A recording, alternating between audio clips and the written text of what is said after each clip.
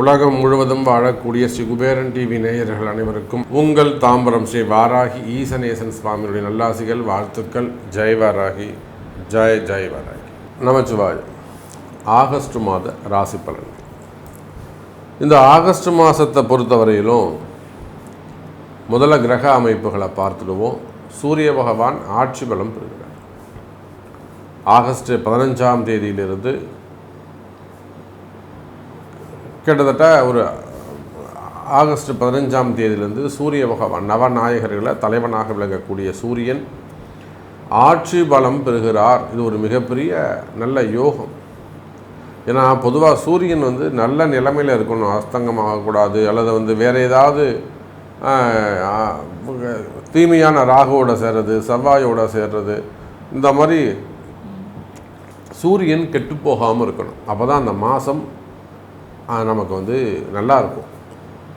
அப்படி பார்க்கின்ற பொழுது இந்த ஆகஸ்ட் 15 தேதி கிட்ட சூரிய பகவான் ஆட்சி பலம் பெறுகிறார். ரெண்டாவது மிகப்பெரிய விஷயம் என்னன்னு கேட்டிங்கன்னா, செவ்வாய் பகவான் கன்னி ராசிக்கு போயிட்டார். இப்போ செவ்வாய் கேது ஒரு தொடர்பு இருந்து வருது. அதனால தான் அங்கங்கே நிறைய விபத்துக்கள் நம்ம பார்க்குறோம். இல்லை ஒரு ஸ்கூல் வேணும்னு அடிபட்டதுன்றோம். நார்த்து சைட்லேயும் ஒரு பெரிய விபத்து ஏற்பட்டிருக்கு, பாலம் உடைஞ்சு அப்படி சொல்லிட்டு. அப்போ இதெல்லாம் இந்த செவ்வாய் கேது தான் விபத்து, அல்லது செவ்வாய் ராகு விபத்து. அப்போது விபத்துக்கள் இனி குறையும். அது மாதிரி சின்ன சின்ன ஆக்சிடென்ட் நடந்தது, நான் கீழே வந்துட்ட சாமி, வண்டியில் போனேன், அங்கே எனக்கு வண்டியில் அடிபட்டுடுச்சு, ஸோ காரில் அடிபட்டுடுது, இது மாதிரிலாம் சொல்கிறாங்க இல்லையா. அப்போ விபத்துக்கள் குறையக்கூடிய மாதம்.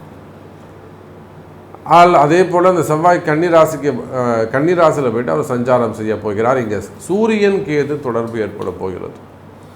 மிகப்பெரிய வகையில் அரசியல் தலைவர்களுக்கெல்லாம் கூட ஒரு நல்ல மாற்றம், முன்னேற்றம் வரக்கூடிய மாதமாகவும் இது அமையப்போகுது. அதே போல் எப்பொழுதும் போல் சனி பகவான் வக்ரகதியில் இருக்கிறார்.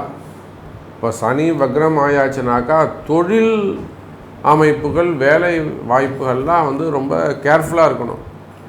இப்போ நிறைய பேர் புலம்புறாங்க, வேலை போயிடுச்சு சாமி, வேலை தேடுறாங்க கிடைக்கல, அப்படி இல்லைன்னா வேலை செய்கிற இடத்துல ஒரே கஷ்டமாக இருக்குது. இதெல்லாம் அந்த சனி பகவான் வக்ரம் தான் காரணம். தொழில்காரகன் சிறப்பாக இருக்கணும். அப்போ அந்த சனி பகவான் வக்ர கதியில் இருக்கிறார்.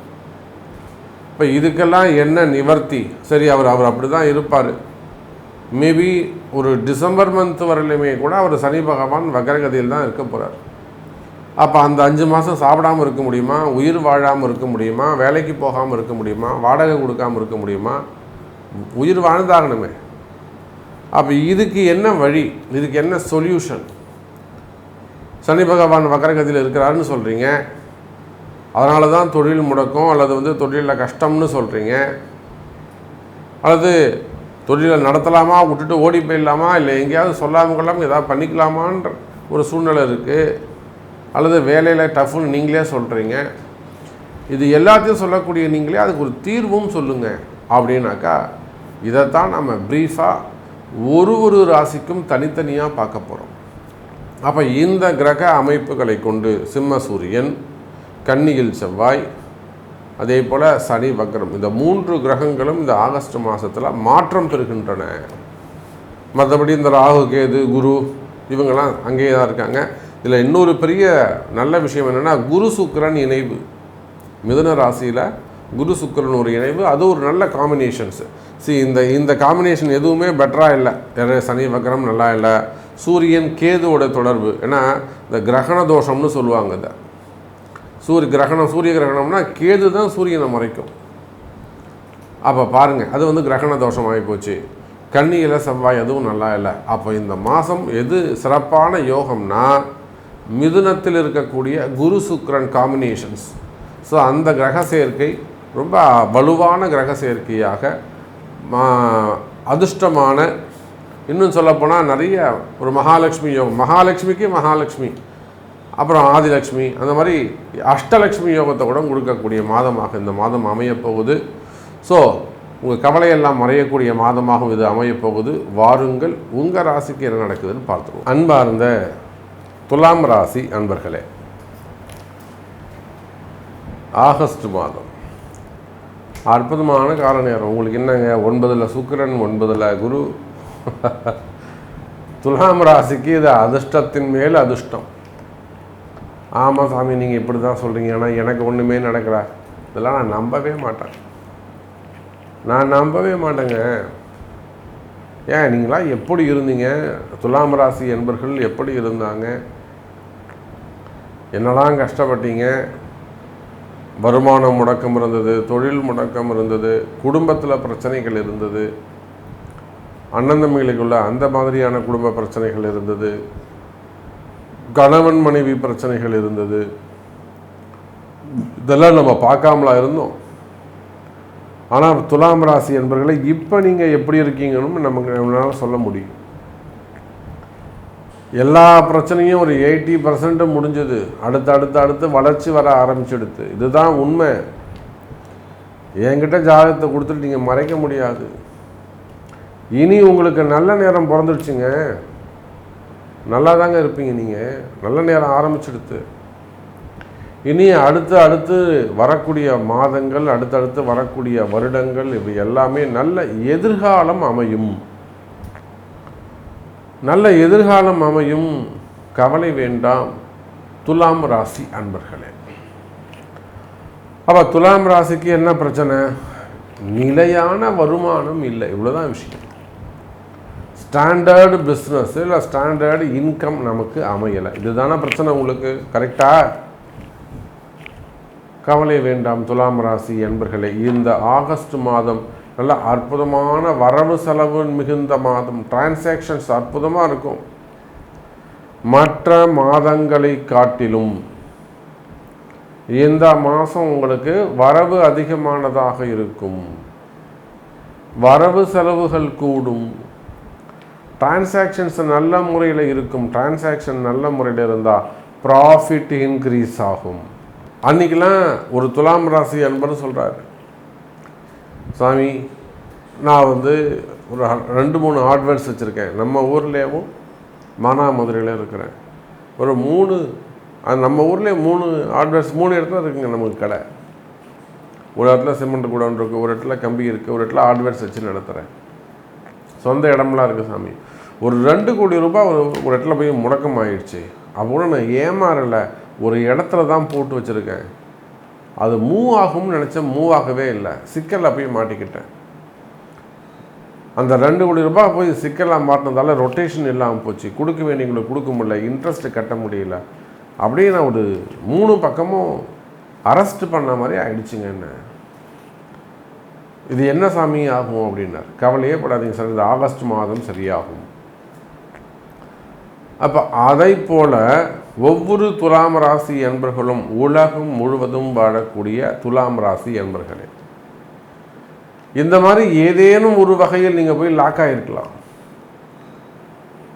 பணங்காசு வாங்கிட்டு கொடுக்க வேண்டிய இடத்துல கமிட்மெண்ட் கொடுத்துட்டு கொடுக்க முடியாமல் நீங்கள் தவிக்கலாம்.